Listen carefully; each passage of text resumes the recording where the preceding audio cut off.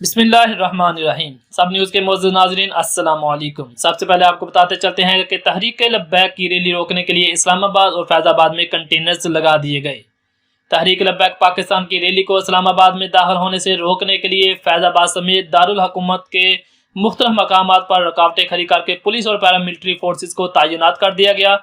وفاقی دارالحکومت مزید معلومات کے لیے اس ویڈیو کو لائک کریں، سب نیوز HD کو سبسکرائب کریں اور بیل آئیکن پر ضرور کلک کریں۔ وفاقی دارالحکومت اسلام آباد اور راولپنڈی ڈویژن میں موبائل فون سروس بھی معطل رہی، جس کے بعد شہریوں کو مشکلات کا سامنا کرنا پڑا۔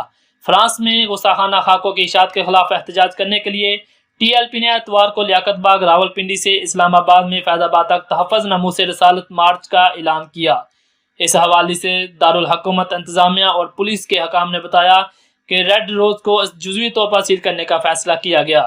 اس سے قبل سیاسی مذہبی جماعت نے دارالحکومت انتظامیہ سے رابطہ کیا تھا اور خادم حسین رضوی کی قیادت میں نکالی جانے والی ریلی کے لیے سیکیورٹی طلب کی تھی، جس کے جواب میں انتظامیہ نے پارٹی رہنماؤں سے بات کی تھی اور انہیں ریلی کی کال واپس لینے پر راضی کرنے کی کوشش کی تھی۔ ایک افسر کے مطابق اب تک مذاکرات کامیاب نہیں ہوئے اور TLP رہنما ریلی منعقد کرنے پر بازید رہے۔ Deputy inspector general police operation Waqar uddin Syed کے مطابق اب تک پولیس کو انہیں دارالحکومت کی حدود میں داخل نہ ہونے دینے کے احکامات ہیں۔ انہوں نے بتایا کہ تقریباً 300 کنٹینرز کا انتظام کیا گیا اور انہیں مختلف علاقوں فیض آباد سمیت ریڈ زون کے اطراف ٹنول اور رواد کی سڑکوں پر رکھا گیا ہے۔ انہوں نے بتایا کہ اس کے علاوہ شہر میں پولیس کے 4000 عہدیداران کو تعینات کیا گیا ہے۔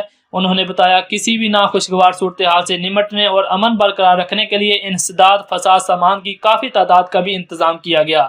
انہوں نے یہ بھی بتایا کہ فیض آباد انٹرچینج کی اطراف کنٹینرز لگائے گئے ہیں، جہاں مظاہرین کو دارالحکومت میں داخلے سے روکنے کے لیے پولیس بھی تعینات کی گئی۔ اب تک کے لیے اتنا ہی۔ مزید خبروں کے لیے دیکھتے رہیے گا سب نیوز HD۔ اپنے میزبان شہزاد احمد کو اجازت دیجیے گا۔ اللہ حافظ۔